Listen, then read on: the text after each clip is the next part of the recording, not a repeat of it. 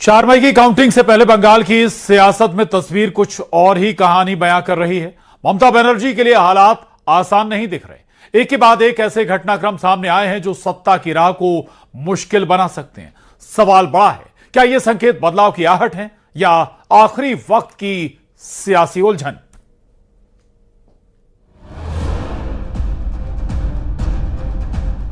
Exit poll ने बढ़ाई धड़कनें। बंगाल के पहले चरण का मेगा एग्जिट पोल यह बता रहा है कि भारतीय जनता पार्टी यहां बाजी मारती हुई दिखाई दे रही है। कानूनी दांव भी पड़ा कमजोर। स्ट्रांग रूम पर खारिज हुए आरोप।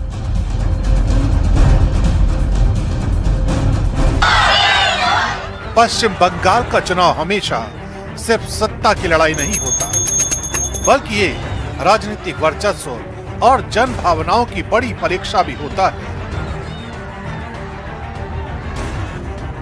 इस बार भी मुकाबला बेहद दिलचस्प और कड़ा नजर आ रहा है। जहां टीएमसी अपनी सत्ता बचाने की चुनौती में है, तो बीजेपी पूरी ताकत के साथ सत्ता में वापसी का दावा कर रही है।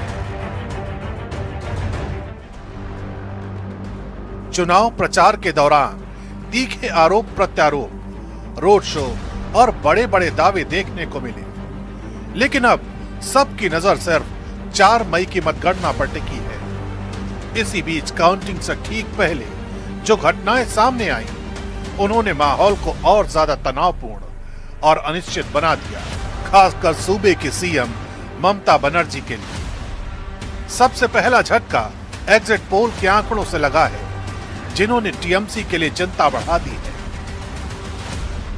ज्यादातर सर्वे बीजेपी को बढ़त में दिखा रहे हैं। जहां बीजेपी को 142 से 175 सीटों तक मिलने का अनुमान है, यानी बहुमत के करीब, वहीं टीएमसी को 99 से 140 सीटों के बीच सीमित बताया जा रहा है, जो सीधे तौर पर सत्ता पर खतरे का संकेत देता है। हालांकि कुछ सर्वे जैसे पीपुल्स पल्स टीएमसी की वापसी का दावा करते हैं, लेकिन कुल मिलाकर ट्रेंड ममता बनर्जी के लिए सकारात्मक नहीं दिख रहा।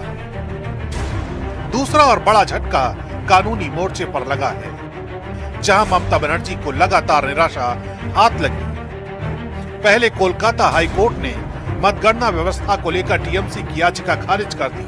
अब सुप्रीम कोर्ट से भी कोई राहत नहीं मिली। सुप्रीम कोर्ट ने साफ कहा है कि अतिरिक्त आदेश की जरूरत नहीं, क्योंकि चुनाव आयोग पहले ही आश्वासन दे चुका है कि 13 अप्रैल का सर्कुलर पूरी तरह लागू होगा, जिसमें केंद्रीय और पीएसयू कर्मचारियों के साथ राज्य कर्मचारियों की भी नियुक्ति होगी। यानी अदालतों से राहत की उम्मीद खत्म होती दिख रही है और टीएमसी का कानूनी दांव कमजोर पड़ गया है। तीसरा झटका सबसे ज्यादा सियासी और भावनात्मक रहा, जब ईवीएम सुरक्षा को लेकर विवाद बढ़ गया। खुद ममता बनर्जी भवानीपुर के स्ट्रांग रूम पहुंची और देर रात तक वहां मौजूद रही। टीएमसी ने आरोप लगाया कि सीसीटीवी फुटेज में संदिग्ध गतिविधियां दिखी और मतपत्रों के साथ छेड़छाड़ की आशंका है।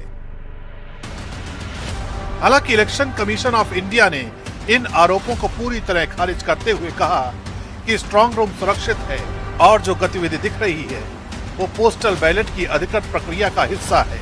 इस विवाद ने काउंटिंग से पहले माहौल को और गरमा दिया है। कुल मिलाकर 4 मई की मतगणना से पहले जो तस्वीर बन रही है, वो ममता बनर्जी और टीएमसी के लिए सहज नहीं है। एग्जिट पोल का दबाव, अदालतों से राहत न मिलना और ईवीएम को लेकर उठा विवाद, तीनों ने सियासी माहौल को और पेचीदा बना दिया है। हालांकि बंगाल की राजनीति में आखिरी पल तक कुछ भी बदल सकता है, लेकिन फिलहाल संकेत यही बता रहे हैं कि सत्ता की राह आसान नहीं है। अब सारी नजरें नतीजों पर टिकी हैं। क्या ममता बनर्जी फिर वापसी करेंगी या भारतीय जनता पार्टी इतिहास रच देगी? और अब बात भोपाल की उस 70 साल पुरानी बस्ती की, जहां से झुग्गियां हटाने की कार्रवाई एक बार फिर शुरू हो चुकी है और इसी के साथ एक बार फिर हो चुका है सियासत का आगाज भी। 4 महीने पहले इसी बस्ती में जब अतिक्रमण हटाने की मुहिम शुरू हुई तो कांग्रेस कोर्ट से स्टे ले आए। अब एक बार फिर बुलडोजर एक्शन शुरू हुआ तो कांग्रेस ने फिर विरोध का मोर्चा संभाल लिया। सिर्फ कांग्रेस ही नहीं, बस्ती के प्रभावित लोग भी प्रशासन के एक्शन के खिलाफ धरने पर बैठ गए। हमारे घर को किसने हाथ लगाया है? वोट के कारण तो कुर्सी पर बैठे। हम देते हैं वोट, हमारा पति देता है। भोपाल में अतिक्रमण पर रण छिड़ गया है। लोगों का क्रोध है और सियासत का विरोध भी। दरअसल भोपाल में पॉलिटेक्निक चौराहे पर 70 साल पुरानी बस्ती में 27 झुग्गियों को हटाने की कार्रवाई चल रही है। पुलिस बल मौजूद है, प्रशासन का दल भी तैनात है और तपती गर्मी में गुस्से का उबाल भी। मध्य प्रदेश में इस समय आसमान से आग बरस रही है और जमीन आग उगल रही है। टेम्परेचर 44 डिग्री तक जा रहा है। इस बीच राजधानी भोपाल की एक 70 साल पुरानी आदिवासी बस्ती को तोड़ने की कार्रवाई जो है वो यहाँ पे चल रही है। बड़ी संख्या में यहाँ पर रहने वाले जो लोग हैं, जो महिलाएं हैं, वो जमीन पर बैठे हुए हैं और शासन प्रशासन से ये अपील कर रहे हैं कि हमारा घर मत तोड़िए, हमारा घर मत उजाड़िए। हमारा घर तोड़ दिया, बिखरा पड़ा हुआ हमारा सामान कहाँ है हमें नहीं मालूम, हमारी बच्ची कहाँ हमें नहीं पता। झुग्गियां टूटने के साथ ही किसी के सपने भी चकनाचूर हो रहे हैं और सफलता की उम्मीद आंखों से आंसू बनकर बह रही है। कितने समय से आप प्रिपरेशन कर रही थी एग्जाम की? 2 साल। आज एग्जाम दे पा रही हो आप? नहीं दे पा रही हो? आज मेरे हाथ कांपने, मेरे से मेरा कुछ बड़ा याद नहीं आ रहा, मेरा दिमाग पता नहीं क्या हो रहा, मेरे से बैठा भी नहीं जा रहा, मेरा दिमाग कुछ काम ही नहीं कर रहा, मैं कैसे एग्जाम दूं? 4 महीने पहले भी इन झुग्गियों को हटाने को लेकर विवाद हुआ था। उस वक्त कांग्रेस कोर्ट से स्टे लेकर आ गई थी, लेकिन एक बार फिर कार्रवाई का आगाज हुआ तो सियासत ने फिर मोर्चा संभाल लिया। प्रदेश कांग्रेस अध्यक्ष जीतू पटवारी और पूर्व मंत्री पीसी शर्मा समेत कई कांग्रेस नेता मौके पर पहुंचे और कार्रवाई का विरोध किया। उधर बीजेपी की तरफ से तीखा पलटवार हुआ।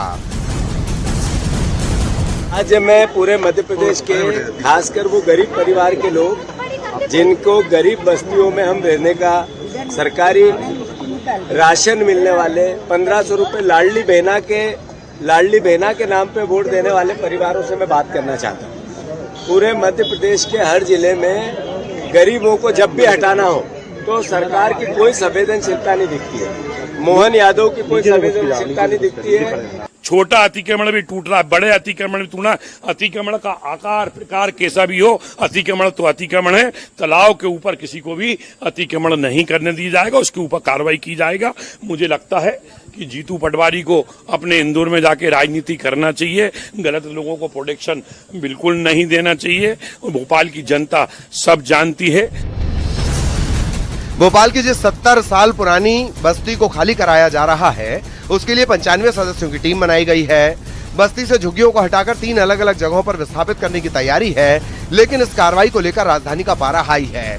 एक तरफ प्रभावित लोगों का विरोध है और दूसरी तरफ सियासी घमासान। वासु चौरे, न्यूज़ 18, भोपाल।